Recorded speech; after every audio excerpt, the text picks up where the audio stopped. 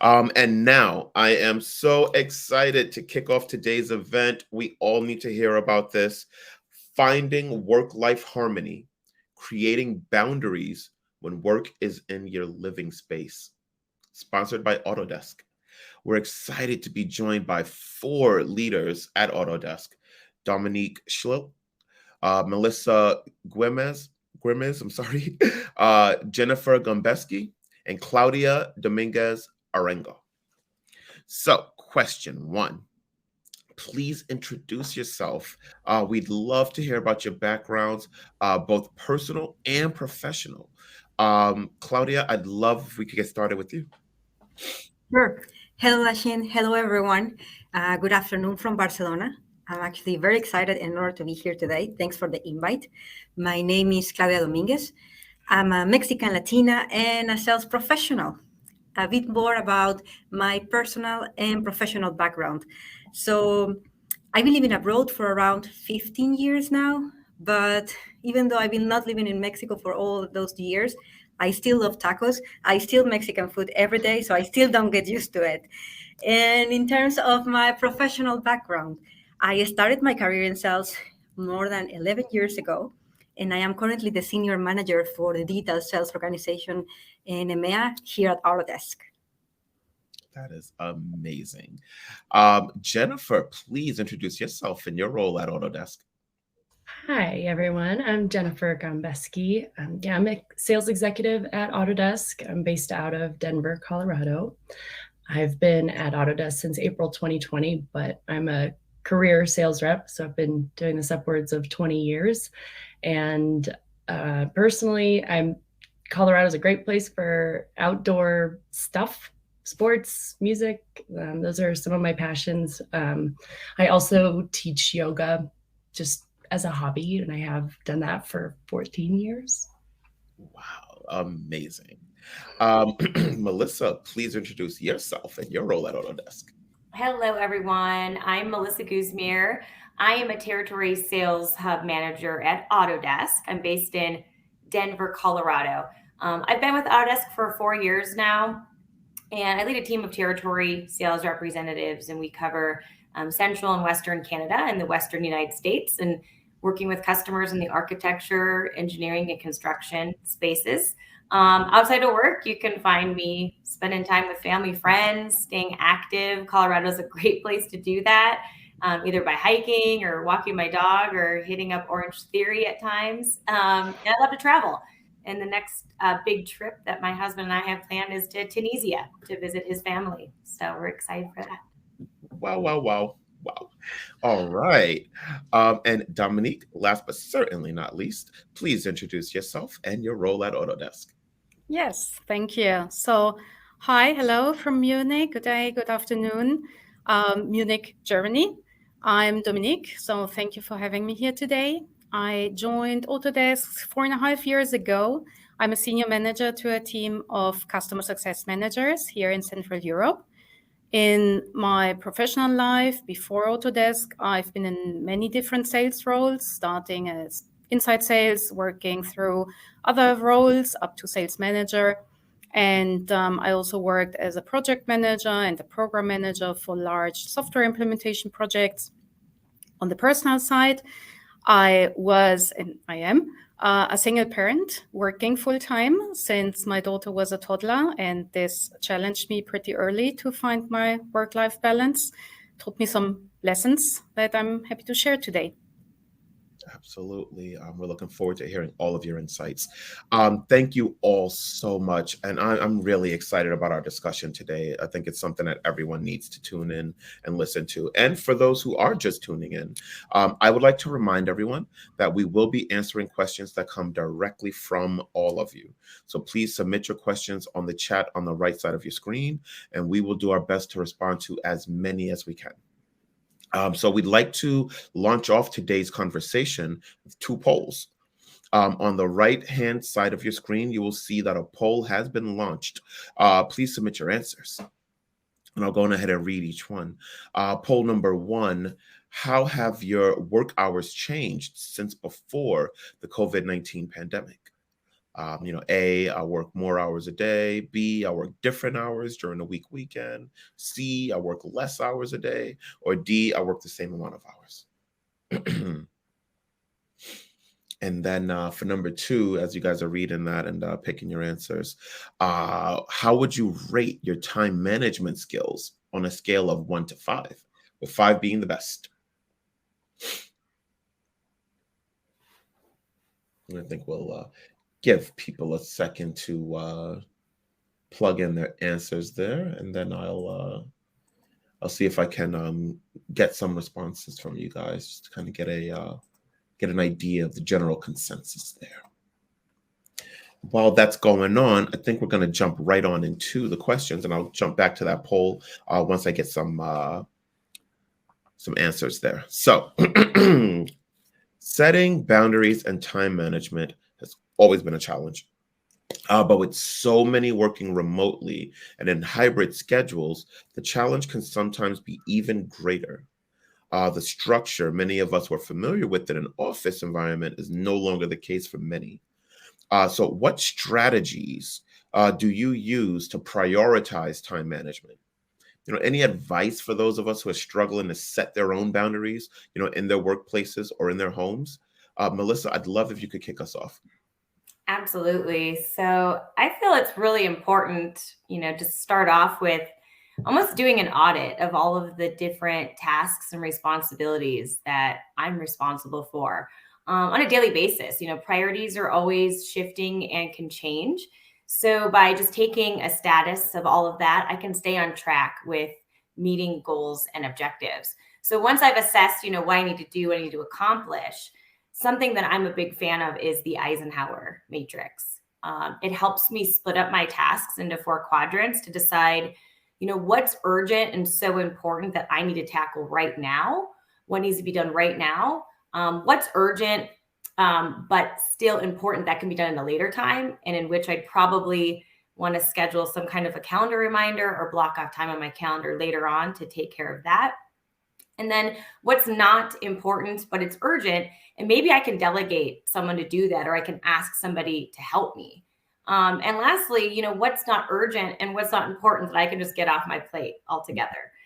Just, get rid of that noise. So by using that methodology, I'm able to prioritize accordingly, and it's really helped me stay, just on point throughout the weeks. Some advice I'd say for those who are maybe having a hard time drawing the line between work and home life is just really set boundaries for yourself. If you're able, designate a place in your home that's separate from where you do your personal activities. So just it makes it easier to separate that work and that home life balance, and just take breaks throughout the day and step away and make sure you're eating lunch, away from your desk, just to really unplug. Absolutely. Folks, make sure you're eating lunch. That's a big one. A lot of us just kind of go right through it because we're trying to get everything done and cram it in. Dominique, I would love to hear from you on this one. Yeah, thank you, Lashin. So I'm going to unfold it a little bit. So talking about time management and boundaries, and maybe a bit of a separate way. So for the healthy time management, to me, the first element is really to have a realistic view on what's doable. And I mean, let's face it, we can be great at maybe 2 or 3 things, and we can be good enough or fairly good at maybe 10 others. And the rest will need to wait, or we need to reprioritize. So first is, what am I going to be really great at or trying to be? So I started by making it clear to myself, and I said, I'm going to try to be the best mom and the best manager that I can be. And then I went deeper and I said, what does this really mean to me? What does it imply? And for example, being the best manager, to me, it's focusing on helping everyone in my team to develop the way they want. So this is now giving me the way that I'm going to prioritize my things, and knowing what's core and my focus. The rest, I'm going to be good enough, and I'm happy with it. So just to give an example, healthy eating is really important to me, but if I'm super overloaded, then pizza will need to do for dinner. And some things will simply not happen. So to me, it was really important to acknowledge this. and getting this clarity to, help me prioritize all the colliding things on the personal life and private life and professional life that are coming along every day. And on the boundary side, I've read some neuroscience articles, and this comes very well to what Mel just said, that explain that our brain works really differently in different surroundings because our brain knows what to expect in a specific area. So we can use this, and keeping some of the areas in our home like work-free, meaning no laptop, no mobile, and then pretty quickly the brain will learn that this is a work-free area and does not need to be on guard all the time. And this helps our brain to switch into a different mode, reducing stress, having access to maybe a more creative thinking. This is why we often have like great ideas in the shower. And I know that many of us live in very reduced spaces, and we don't necessarily all have like a spare room to declare like the working area, but it can be, even if it's just, a corner, a specific chair, or the balcony for this purpose, it will do. And finally, like my advice would be, all of these elements only work if we do the most important thing to me, which is acknowledge how much and how hard we work, and allow ourselves to have other equally important interests and priorities. I love that. That is such a great answer. There's so much insight there. Thank you so much, Dominique, for unfolding in that way. And Jennifer, I would love to get your take on this as well. Yeah, great. Melissa and Dominique nailed answers already. Hopefully I can add something that's a little bit different here, but I think that in the way that I think about my schedule is about my work life is my little business, right? And so balance of work and life is about business control. And so I use this as a lens to think about what I'm doing. If there's an imbalance in my work life, usually it's because something in my business is out of control. So this is how I'm kind of considering that. So like Melissa said, starting every day with clear and focused priorities. And I actually want to try her Eisenhower method, but I have a task list every morning that I look at. This has to get done today. These are the most important tasks that pertain to my job and what my responsibilities are. And then I keep another list so that as, things unexpected will happen throughout the day. That's just life. And so I will use my secondary list to mark what needs to be done and when. Because if it doesn't need to be done today, does it need to be done tomorrow? Does it need to be done by Friday? And this way I can control that as much as possible, that list of unexpected things, and be able to manage my day-to-day. But I block everything. And to Dominique's point, I calendar block recurring items, important items. I block planning. I will block 15 minutes for a walk in the middle of the day. I will block maybe a workout. I mean, whatever helps you to disconnect for a few minutes and have the chance to recharge, I think is important. And then you just ensure that everything makes it into your daily tasks. I also, one other tip is what works for me is utilizing kind of a focus mode. So I have a little sign that I hook onto my door when I'm in focus mode, and I put my phone away. And this means whatever tasks I've designated for that hour-long or 2-hour-long block of focus, I have no interruptions, and I can really dig into that. Those would be a few things I could add. Awesome. And Jennifer, while I have you there, a question just came in. I often struggle with a paper task list or digital task list.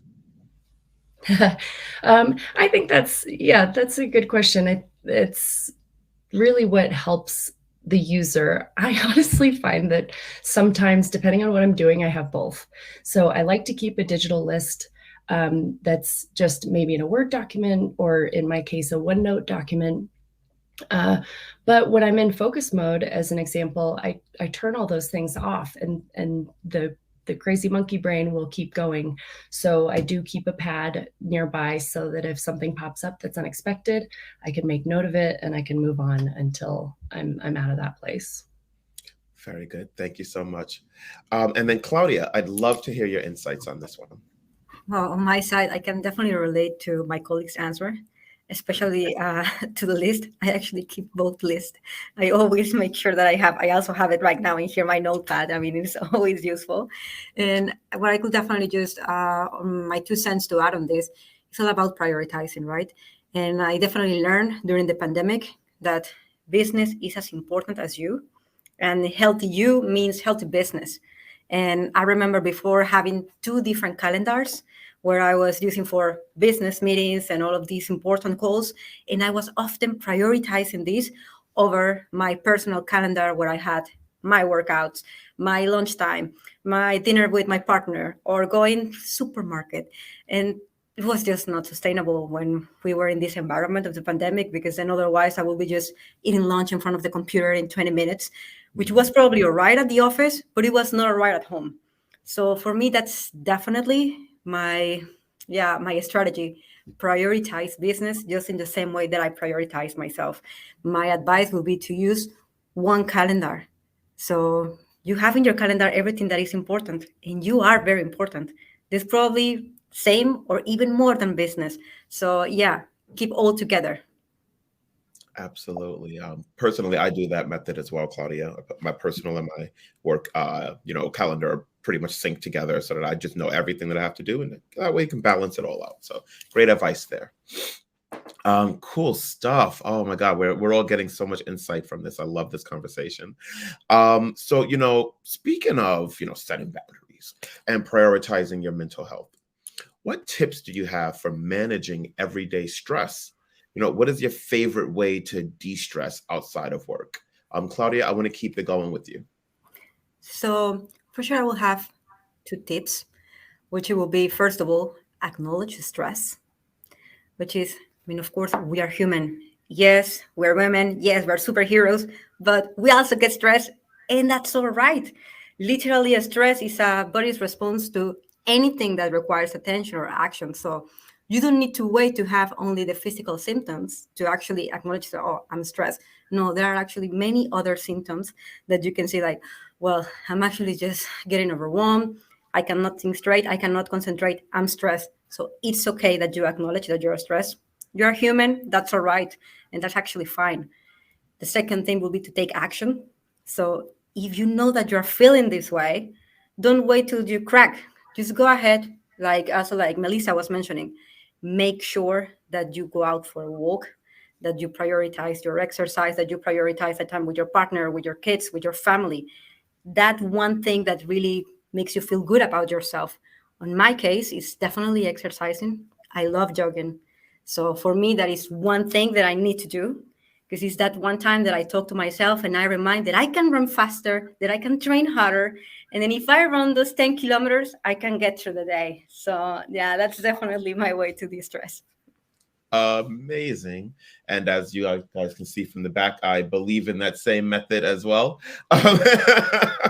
So Claudia, you are speaking my language. I love it. Melissa, I would love to hear from you on this. What are your favorite ways to de-stress? So, like Claudia said, I like to start with acknowledging that I'm stressed as well. So, it's really crucial to first think about, what are my stressors? Like, what is stressing me out? And just to elaborate further on that, I keep a journal where I reflect on instances throughout the week where I felt particularly stressed out. Was I upset about something? Did I feel overwhelmed? Did I feel underappreciated, overworked, whatever the case might be? It's really important for me to reflect on that, and again, to acknowledge it, like Claudia said, very similar to what she said. Mhm. So, for example, when I'm feeling bombarded by maybe tasks or a lot of to-dos because my calendar is just filled with back-to-back meetings, that's on me to take control of my calendar again, and get better at time management, right? So that I can actually have that time, that focus time, like Jennifer was talking to earlier, to focus on the strategic, the proactive, the important work, right? So I'm not just going from meeting to meeting. So basically, it's just rebalancing my schedule, sharpening up my time management skills, taking back control of my calendar and making sure that I have sufficient focus time. So something I'll do on Friday afternoons is I'll plan the upcoming week. So by setting expectations for myself for the next week, and goals before that week even starts, like I feel more relaxed in my weekend. I feel like I'm coming into the week organized, determined, and my priorities are very clear. Something else I do when I feel stressed is I seek out a colleague or a friend outside of work, for advice or support. It could be a situation where I'm spinning my wheels. I don't know what to do and I really need someone's help, or I just need a different perspective.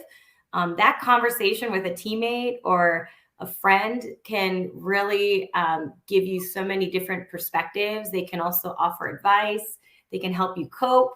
And ideally, it's good for me if they're in person, but Zoom is fine too. So definitely something that I felt has helped me manage stress.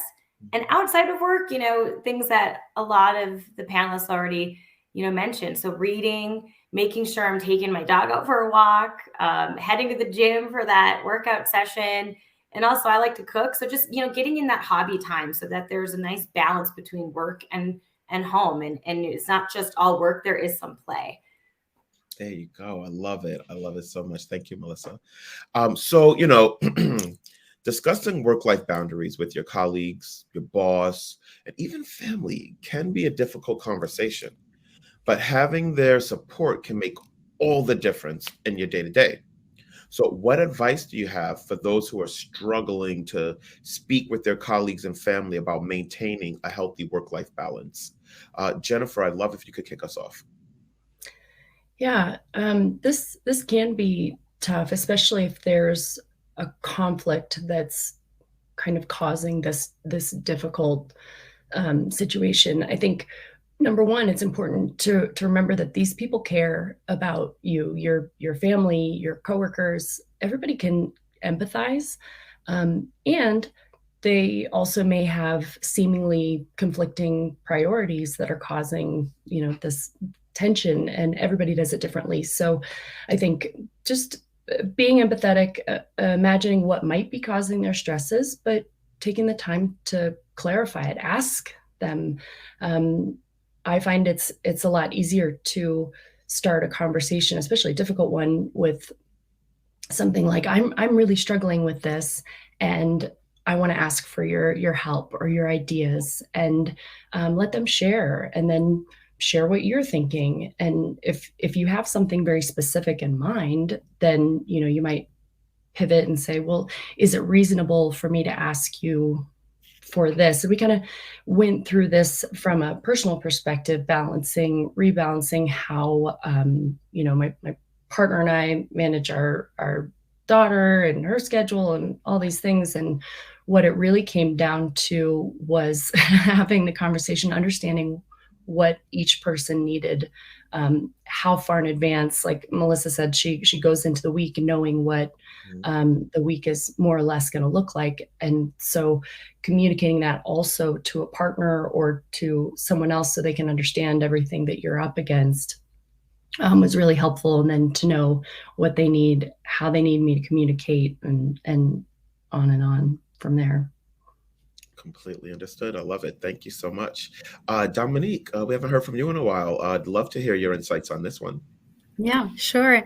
So I'm going to repeat a few things that have been mentioned already, maybe giving them my own flavor. So I talked about gaining clarity before and saying, what am I really going to be great at? And once I did this, I'm going to, I inspect my week, including family and private appointments. So as Claudia said before, it's important to also keep your private appointments in being aware of them and taking them as important as the professional ones.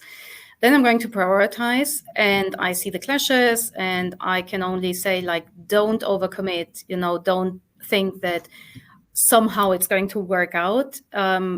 more on the opposite side, try to leave some slots for the unexpected.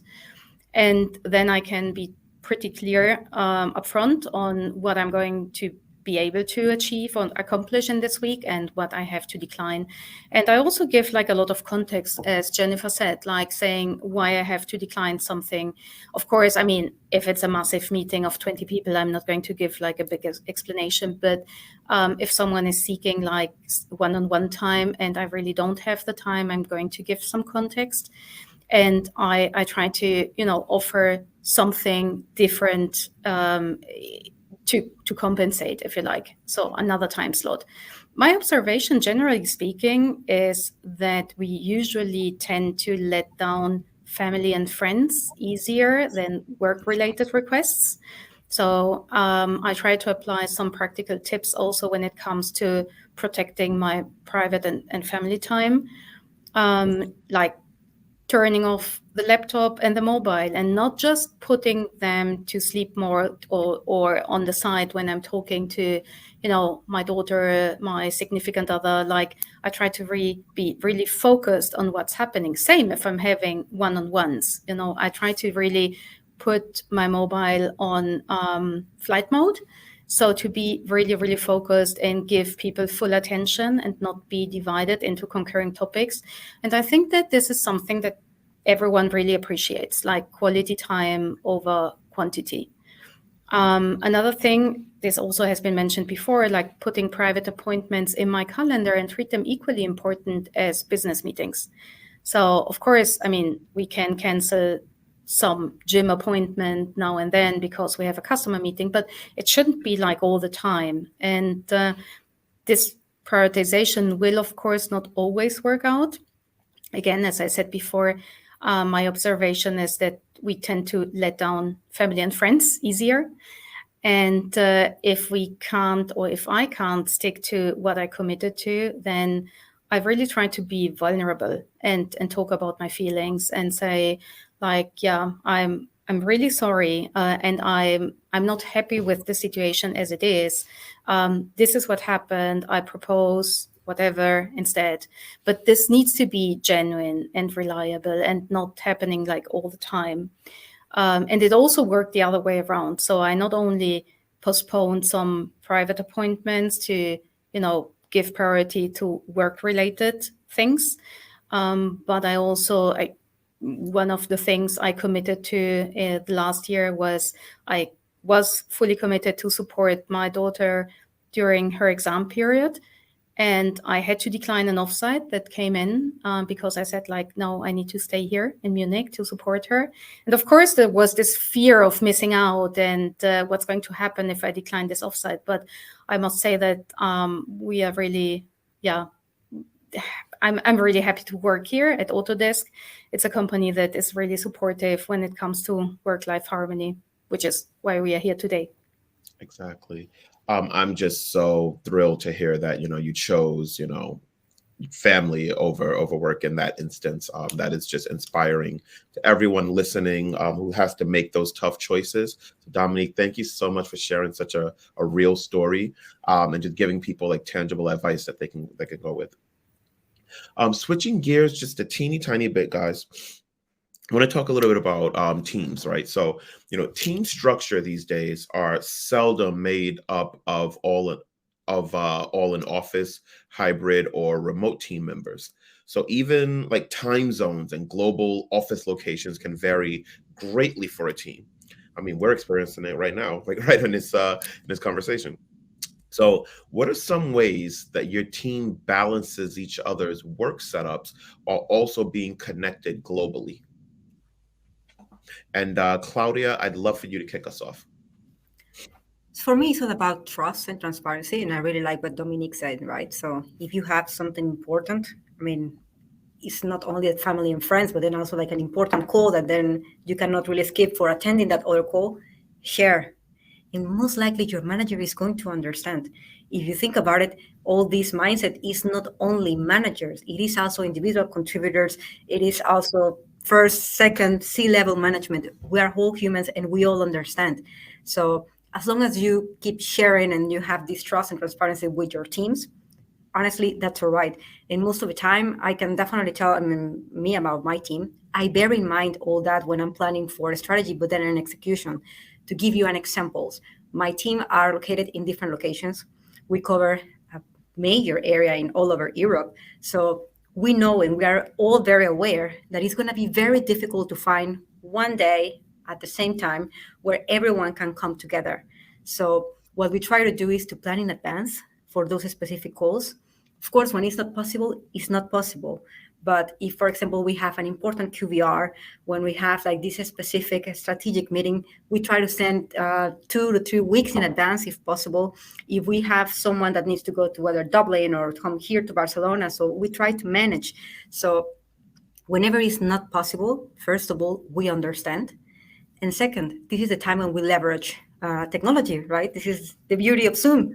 So if you couldn't attend, that's okay. I understand. I'm going to make sure that I record the meeting, that I send you the recording, and then I follow up with you and ask you, hey, what do you think? Do you have any questions? Can you please share with me your insights? So this is something that I know that I do. My managers also are doing. And then also, everyone in our teams. So it's not only coming from managers, it's coming from the overall organization. So definitely just go ahead and share, as I was mentioning, your priorities, whether if it's personal or business, just go ahead and share. Your manager is going to understand, and we're going to make sure that we include you. Absolutely. Thank you so much, Claudia. Jennifer, I'd love your take on this one. Yeah, she nailed it, and it really is about communication and mindfulness being the key to all this. And it sounds almost like a repeat of the last question, but these days, a lot of our tools keep us updated on everybody's working hours. And I also have a spread team across all the time zones in the US. And sometimes I'm working with teams in Europe as well. I think taking the time to know and learn how your team works is your basic step one. And then it's respecting and protecting each other's schedules and work habits as much as possible. And sometimes, like Claudia said, it's through just communicating meetings farther in advance, or my technical executive is in Pacific time and I'm in Mountain, and all of our customers are in Central or Eastern. I also know he has 5 kids and they homeschool. And so I know he's up and running at 7 o'clock his time, but I try to schedule customer calls for us when I know that he'll be at his best and he will have gotten through all the rigmarole that can happen in the mornings with the least amount of stress and distractions. So you might call that 8:30 Pacific or later. But and like she said, occasionally you're going to have to go out of work hours, and that's something you decide and that you commit to the business. But being asked and knowing in advance will help you plan, coordinate, and make sure to remanufacture your balance those days. If you have to take a call at 6 p.m., maybe you have a long lunch and a workout in the middle of the day, or maybe you get started a little bit later that day. But the idea of having the foresight to control it and adjust for yourself is big. Absolutely. Thank you so much. I really like that answer there. So I always like to think about the present, where we are, and then I also love thinking about the future. So with that in mind, as we think about the future of work, are there any positive outcomes or changes you hope will remain for women or employees in general, moving forward? Dominique, I'd love if you could start us off. Yeah, sure. So I think we learned a lot about work-life harmony and having this more realistic assessment, as I said before, what's doable. And remember, the good enough will do in many cases is one aspect. This is something that I would like to keep for myself. So not trying to be great at everything because it's just frustrating me. The other achievement that I would try to keep is, and this might resonate with many women here, and I've seen some comment in the chat, is holding my family and my significant other also accountable for everything which is related to our private life, but give them the freedom to do things their own way. So I'm asking them to contribute, and I still ask them to contribute, but I also had to, go one step back and saying, like, they will not do this necessarily the way I would have done this, but they will do. And again, it's like good enough. And sometimes even that's going to be great and better than what I could have done. So it's a bit like giving part of the control to others and letting them do, but then holding them accountable too. I think Jill, it was on the chat that she asked, like, how are we doing this, if we are using any tools? I'm not using any tools. I'm using the very traditional Post-its, saying, like, this is what needs to be done, and please do this, this, and this today. And it works pretty good. Then from a change management perspective, I think that the learning curve that we had to go through during COVID time was really hard and steep.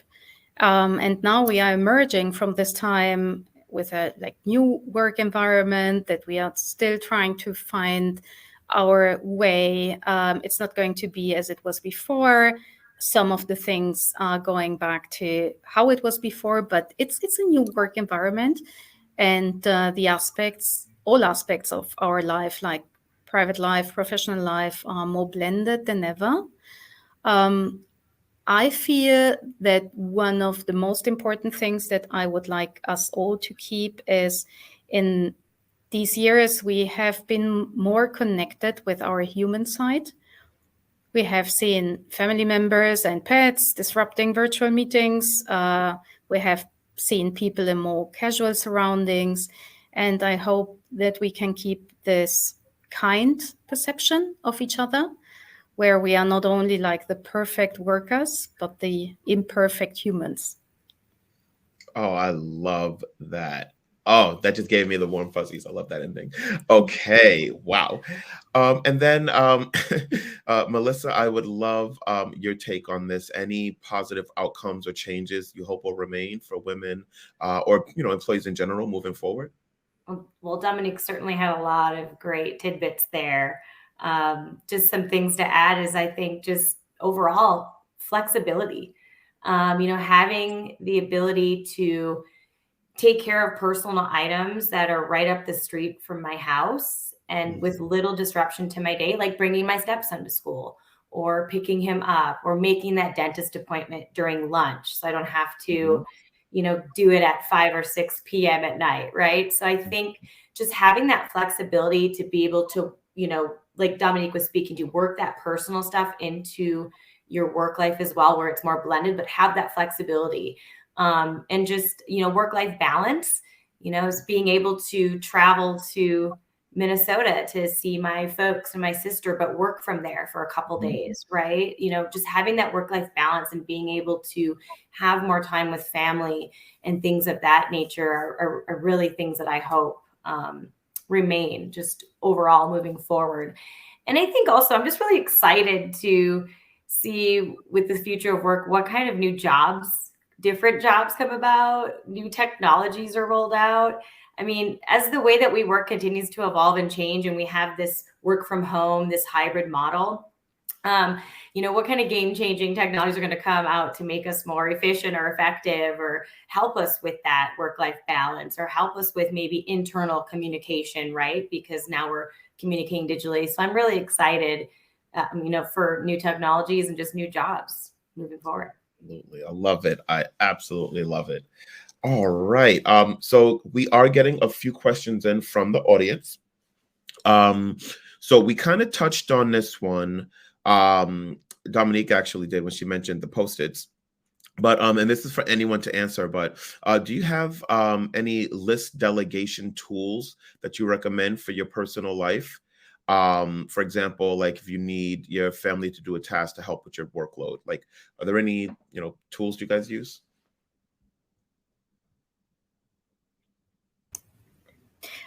I can add something, Lasheen, if you like. So I said it before, I use Post-its. what I learned, and I don't know if this applies to many or if it's just me, I was not necessarily using a very clear language. So I was like, oh, whatever, the floor looks really dirty, and expecting, someone to do something. So I learned the very hard way to say, like, please vacuum clean today. And it works. It really works. Nice. It's not a tool, but it helped me. Claudia, I saw that you came off mute. Did you have something? No, I actually, I was gonna say that I really like the Post-its because I use something pretty basic, which I mean, I'm definitely probably not proud, but I know that it's useful. So I send WhatsApp list. So like today, this is what I'm expecting, and then I will know when this person receives it. I mean, I'm talking about home, right? So I'm like, I know you read it because I'm looking. So it actually helps them and also myself to make it comfortable, because it's the same with my husband. He was like, I sent it yesterday. I started doing this and actually work, and now it's actually working for him towards me. So yeah, that's something that I will use. And so far I would recommend it. Probably not the most professional answer, but definitely a useful one for me. That's too funny. Melissa, I saw you might have something. Yeah, I mean, really, in my household, we have literally like a chalkboard to-do list, right? It just kind of helps everybody stay on track and make sure that everyone's accountable for all the different things personally at home. But, also when it comes to work, I utilize my calendar so much because the reminder pops up, my calendar's blocked off. Even if it's just a 0-minute calendar invite to myself, just to remind myself to do something. And again, if it's on the personal front, I'm really good at sending my husband calendar reminders for events, so he remembers. So I'm a huge fan of using your calendar to really coordinate your time. Absolutely. Jennifer, any tips, tricks?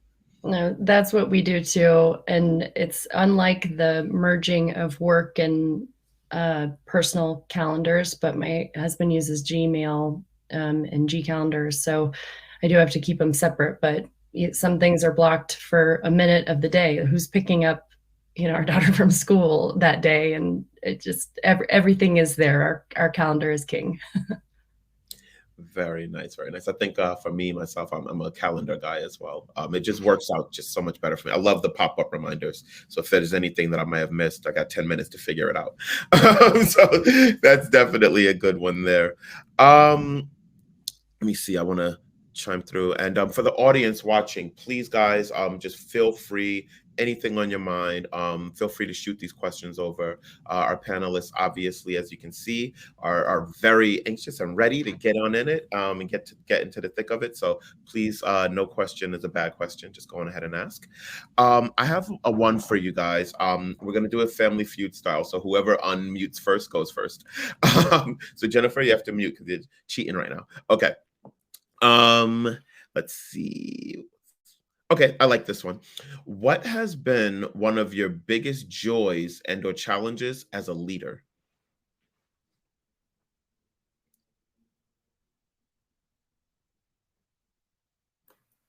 Melissa? So I think joys as a leader is paying it forward. I've had so many people in my life help me and coach me and mentor me. So being able to do that in my current role today and just guide others and coach them and see them succeed is probably one of the biggest joys for me as a leader.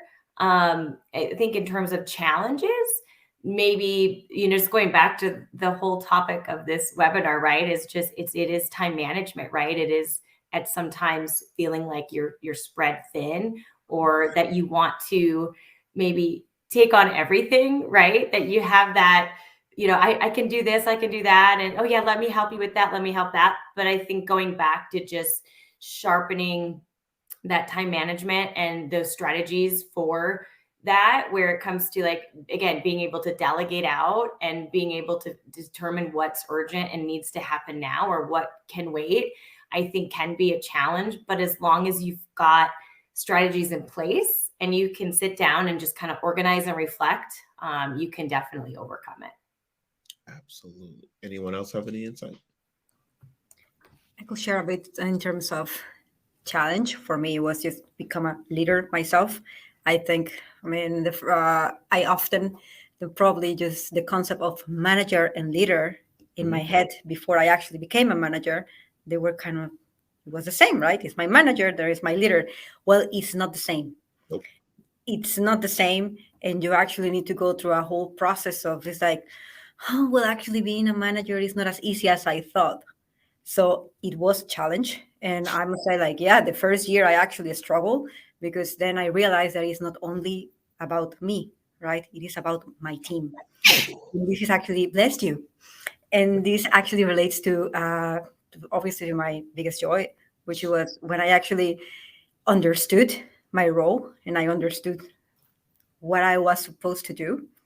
It was great, because then actually this is when I became a leader, we became a team, and this is when actually things started working out. So it was overall the whole process of, yeah, getting the promotion and then understanding that being a manager is not the same as being a leader. That gave me the biggest challenge, but then also the biggest joy. I love it. Dominique, I saw that you have unclicked. Yes, thank you, Lasheen. So the biggest joy is I'm super invested into people development and to really help them find out in which direction they want to develop. And I also, or we try together to apply like this very holistic view on, development is not only, you cannot just look at the professional side isolated from everything else. So when I see people moving into the direction they worked towards, it makes me happy. It makes me sad to see them leave my team. It makes me happy to see that they are pursuing the next step and what they're passionate about. So this is the greatest joy, of course, to see people grow. And on the challenge, I'm like Melissa said, when I feel that that I don't have the time that I would like to devote to all the important topics, and which is the topic of the meeting today, of the webinar. To me, the biggest challenge is if I'm super stressed, and I'm not talking about just a moment, but over a certain time frame, not to let this stress or this negativity impact my team. So again, it's about, to me, what works is, as I said before, being vulnerable, talking about this and explaining a little bit, like, maybe it's not my best day. And I'm very conscious that I must lead also being like positive about things and genuine at the same time. And this is something that sometimes can be difficult to balance. Absolutely. Jennifer, I didn't want to leave you left out. Did you want to jump in on this one? One thought I had as everybody was talking was an aspect of leadership that's really fun is think of it as almost like a webinar moderator, because here you are bringing people together and asking thought-provoking questions and that's where the magic really happens, is where people are collaborating. And so I think a fun part of that leadership is cultivating that environment that's open to that is open to other ideas, and really is, dedicated to just doing good things, winning whatever it is that you're talking about. Absolutely. I love it. Speaking of, just leaders, and again, I like to talk about the future. My next question is, and again, Family Feud style, whoever unclicks first gets it. What do you think are the skills needed for the leaders of the future, given the changing workplace environments? Jennifer? I have something to kind of kick it off. I think we talked about this a little bit earlier in the way of how work is changing. One thing I am really interested in leadership is understanding the flexibility of human beings. And I happen to be studying sleep right now, and I'm very focused on good sleep. And one of the elements is how some people have their most productive hours first thing in the morning or mid-morning, or maybe they have their most productive hours in the afternoon. It's all based on your circadian rhythm. I think that the smartest and the most successful leaders are open to those flexible positions that the different people come from, and they enable that and they allow for that flexibility, as long as, and it takes a lot of communication and trust to be able to operate in that type of environment. But I think that's one portion, if I just kind of add one thing off the cuff. Sure thing. Thank you for that. Melissa?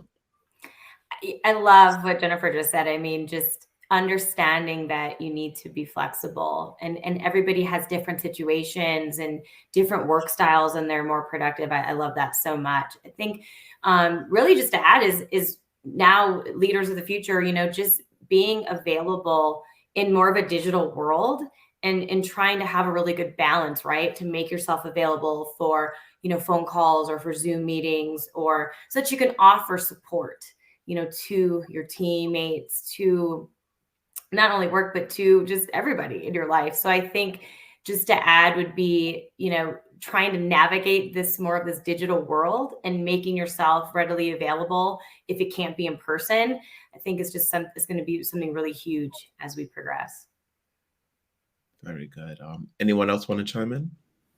Claudia? I could just add something about, I really like what Jennifer and Melissa said. It's definitely flexibility. This is something that we develop, or we were forced to develop in the last couple of years, but we will definitely need that. And even though it sounds like, I don't know, kind of cheesy if you want, but it's actually normal. New managers now need to be human.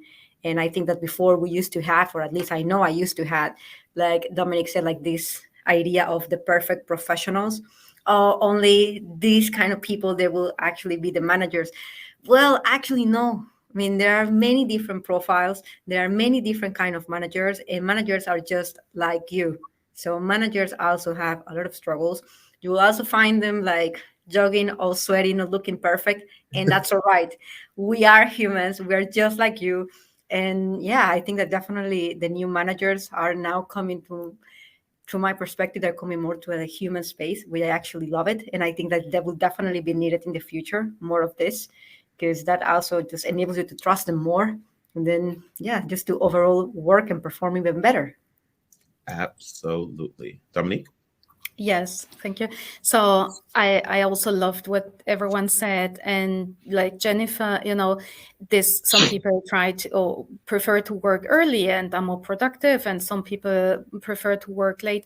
I think that the new leaders or everyone in a leadership position, whether being a manager with people reporting to him, her, or not, needs to be committed to diversity. And to this, I mean diversity really in the broadest sense that we could think of. So not only about gender or the classic like diversity dimensions, but really diversity in the sense of we have different passions and different abilities, and we are good at different things. So really, if we are committed to this diversity and we let people shine in what they are passionate about and good at, and then we add them all together, we have the best team that we can get.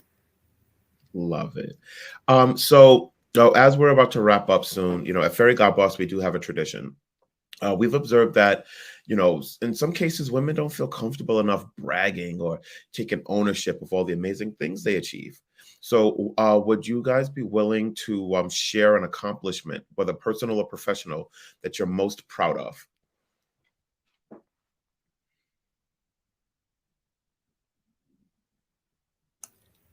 We do have a problem with bragging. So I'm really, really proud that I raised my daughter alone, with my family being like in a completely other country, very far away, working all the time, being a manager. And I was not perfect, but I was the best version of myself that I could be. I love it. Melissa? For me, I think it would be, deciding to go back to school when I was my early 20s. I'd taken a bit of a break, so I put myself through school and was working full time during the day and then going to school at night, and just being able to pay for that for myself and finish it in a timely fashion. That was always something I wanted to achieve. So getting my finance degree was a big achievement for me. Amazing. Jennifer? I'm going with something current because I'm pretty stoked about being number 2 overall on my entire instruction org, and second to only one other female, and there are not many of us in this particular org. So that's Outstanding. Claudia? Yeah, well, definitely for me, it's just, I'm really proud, and I'm proud of me, to be honest. I don't like to say it. And then, like you said, sometimes I will probably be shy. I'm proud of me because I decided to come here alone. I decided to save every money I had. And I was like, I'm not going to ask any money to my parents. I'm going to be able to make it. And yes, the first year here, they were very difficult. But yeah, I work hard. I pay for my master's degree. I learned language. I study French. I study Turkish. And yeah, and then I landed a job at Autodesk. So I'm actually very proud of my achievements. And I have really a lot of goals for myself. And then I know that if I continue to work, I will continue to be proud of me. I love that so much. You guys have been tremendous. We're gonna wrap it up on that one. That's just a great way to wrap this up. I think that our audience really gained a lot out of this. I know I did. Thank you so much for being a part of this. Melissa, Claudia, Dominique, and Jennifer, for just joining us today, sharing such fantastic advice. And thanks to all of you who tuned in as well. As a reminder, we will be sending out a recording of today's event, along with resources to learn more about opportunities at Autodesk. Also, we'd love your feedback, folks. So to help us improve in the future for future events. So please head to the Typeform tab on the right side of your screen and share your thoughts in a 1-minute survey. Thanks, everyone, so much. We will see you next time. Have a great rest of your day and rest of your week.